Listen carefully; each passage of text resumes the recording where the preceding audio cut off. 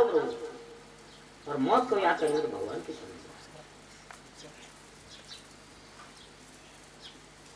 कल की कथा प्रथम में आपने सुना था, अजामिल को तब कब लगा ध्यान जब उसको अपना पाप याद आया और मौत सामने दिखाई।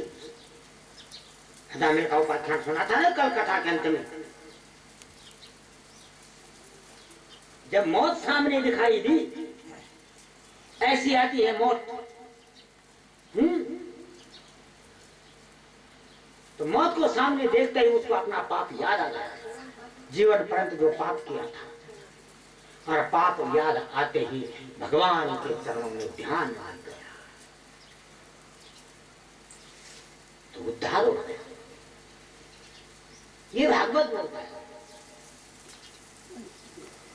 सुखदेव जी ने कल की कथा में आपने श्रवण किया, सुखदेव जी ने अजामिल का उपाख्यान सुनाया। छठा स्कंध इसमें थाली रखो, थाली इस समय थाली रखो, नहीं तो लग रहा है।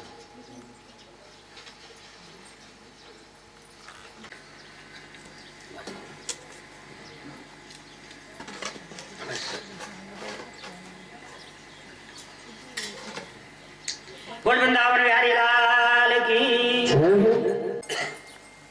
इसके बाद सुखदेव जी को, राजा परीक्षित को सुखदेव जी ने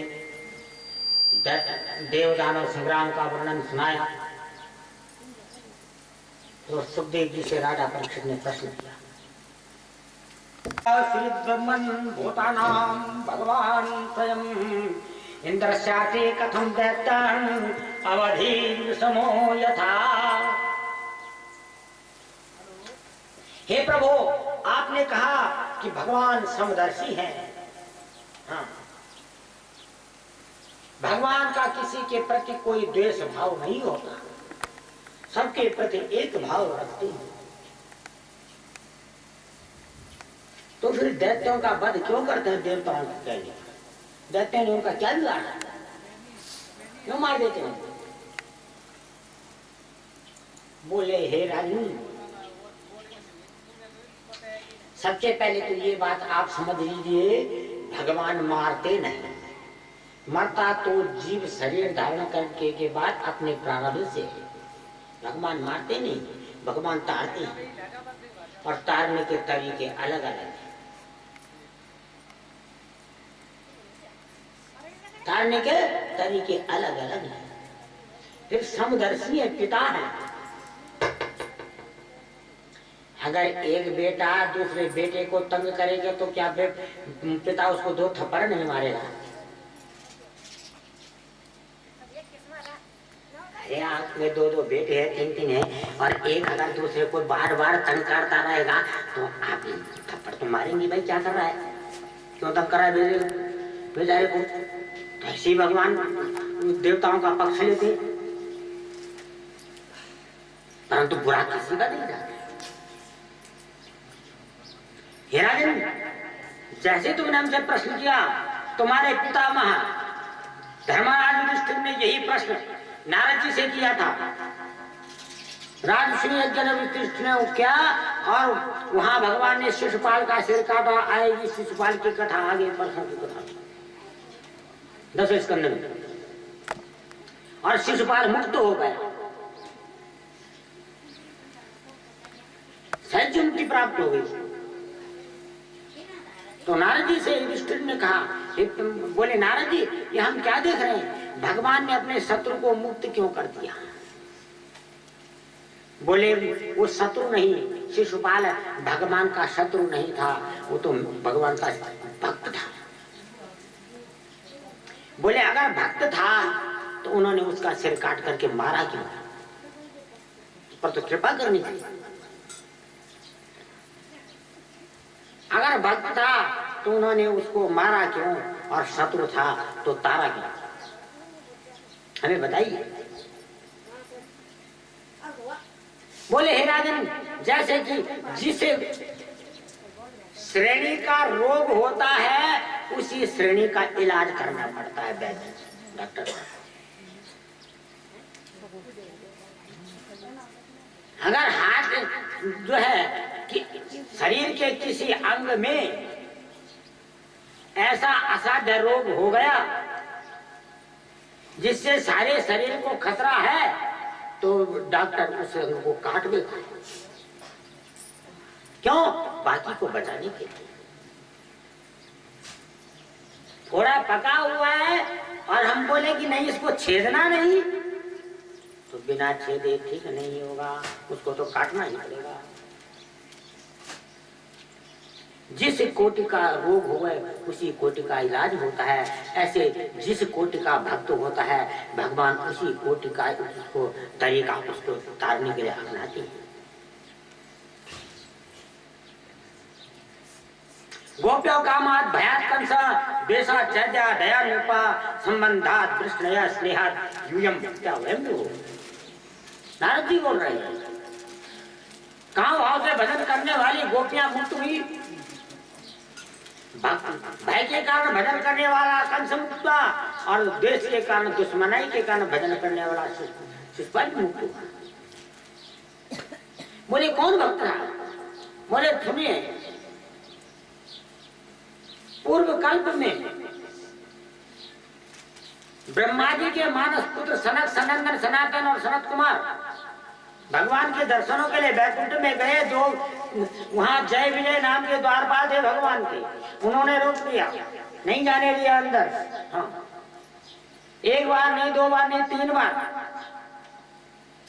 इन्होंने श्राप दे दिया उनको, तुमने 3 बार हमें रोका, 3 बार जन्म तक तुम आसुरी योनि को प्राप्त हो जाओगे।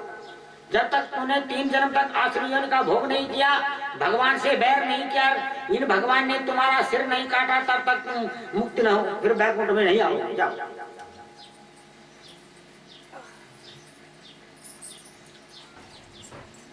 इधर दिति, कश्यप पत्नी दिति अपने पति से सायंकाल के समय में, संध्या काल के समय में उसने संतान प्राप्ति की कामना की। कश्यप ऋषि ने उससे कहा, देवी यह गर्हित ग्रस्त कर्म का समय नहीं है, संध्या काल में ग्रस्त धर्म में प्रवृत्त होने वाले मनुष्य का धर्म नष्ट हो जाता है। परंतु वो मानी नहीं, हट कर दी। तो कश्यप ऋषि ने उसकी कामना तो पूर्ण की, परंतु उसको श्राप दे दिया। हे दुष्टे, मेरा धर्म नष्ट करवाया तो, लोभ करवाया तो नहीं, इसलिए तो अधर्मी पुत्रों की मां बनी। तेरे गर्भ से घोर दंड धारण करने वाले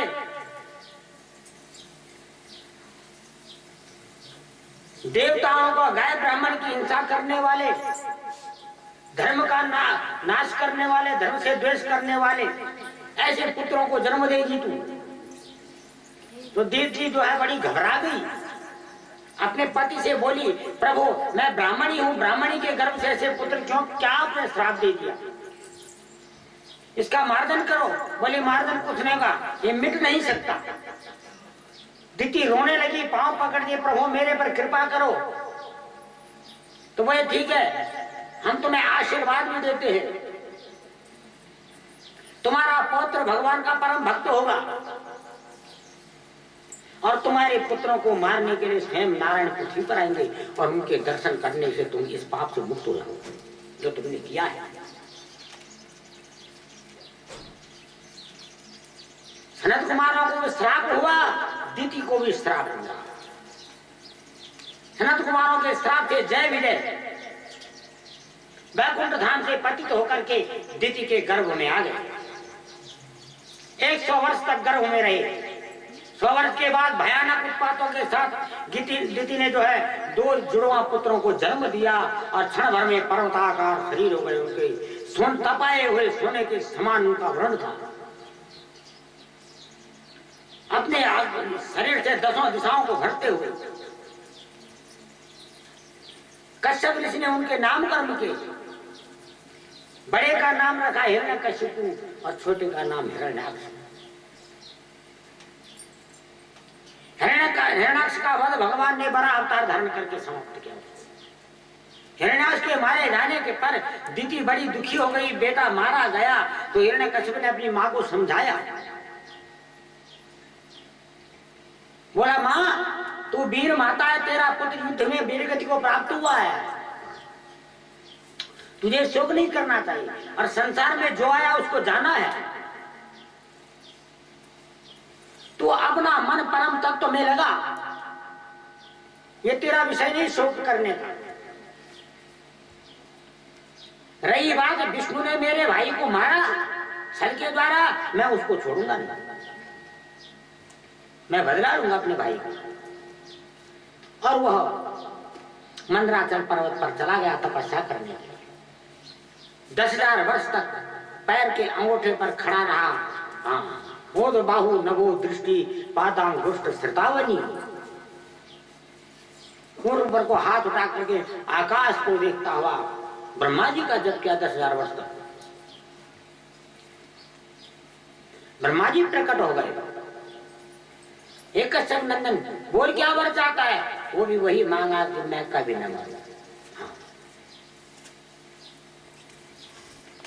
कभी न मरने की इच्छा करने वाला ही दैत्य बुद्धि होता है, मरना तो पड़ेगा। बोले भैया मरना तो पड़ेगा। हाँ, ये बोल कैसी मौत चाहता है।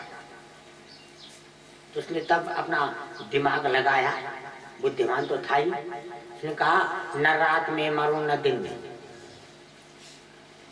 न घर के बाहर मरूं न भीतर, न पृथ्वी में मरूं न आकाश में। और ये ब्रह्मा जी, तुम्हारी सृष्टि में जितने भी जीव पैदा हो रखे हैं, कोई भी मुझे न मार सके और किसी हथियार से भी न। ब्रह्मा जी ने कहा तथास्तु, ऐसा ही होगा। जा।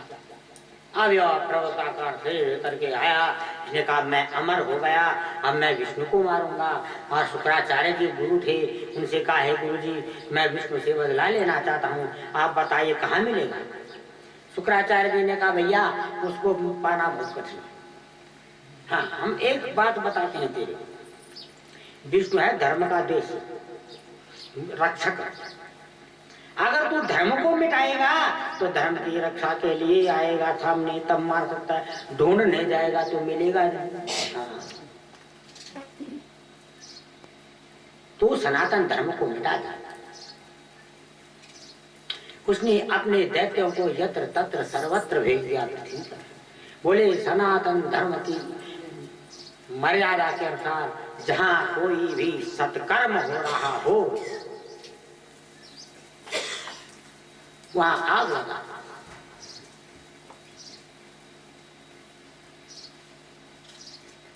बहुत हाहाकार मचा दिया उसने पृथ्वी पर, गौ ब्राह्मणों की हिंसा कर दी, सारे हाहाकार हो गया, धर्म समाप्त हो गया, देवता जो है निर्बल हो गए। इधर जो है भूमि पृथ्वी जो है गाय का रूप बना करके क्षीर सागर में भगवान के पास पहुंची ब्रह्मा जी के साथ, प्रभु इस भार को कैसे उतारेंगे। भगवान ने कहा जब यह मेरे भक्त को मारने के लिए तैयार होगा तब मैं इसका वध करूंगा। हिरण्यकशिप ने शुक्राचार्य जी के 2 पुत्र थे संज और अमर, उनको गुरुकुल का आचार्य बनाया, अपने दैत्यों का गुरु बनाया और बोले इन दैत्य बालकों को ऐसी शिक्षा दो जो सनातन धर्म के विरुद्ध हो गए। बोले क्या कहना है। बोले इनको ये शिक्षा दो कि हिरण्यकशिप के सिवा कोई भगवान नहीं है, सारे संसार को हमने बनाया, हम पालन करते हैं, हम ही श्रृंगार करते हैं और मेरी इच्छा के अनुसार कार्य जो करेगा उसी को जीने का अधिकार है, बाकी नहीं। अब वेतन भोगी आचार्य थे, उन्होंने पढ़ाना शुरू कर दिया। 4 पुत्र हिरण्यकशिप के हुए। कयाधु नाम की दानव के गर्भ से जंब की पुत्री कयाधु, लाद अनुलाद संलाद और प्रहलाद, सबसे छोटे प्रहलाद